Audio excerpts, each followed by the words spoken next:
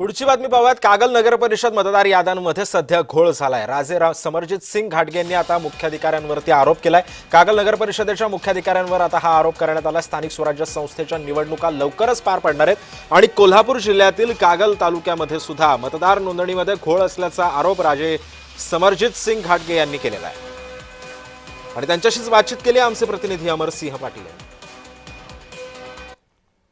गेल्या काही दिवसापासून मतदार याद्यांचा घोळ महाराष्ट्रामध्ये सर्वत्र चालू आहे। कोल्हापूर जिल्ह्यातील कागल तालुक्यातील कागल नगरपालिकेतही मतदारांचा घोळ झाला आहे। आपल्याबरोबर बोलण्यासाठी राजे समरजित घाटगे, काय सांगाल की मतदारांचा घोळ झाला असं समजतं?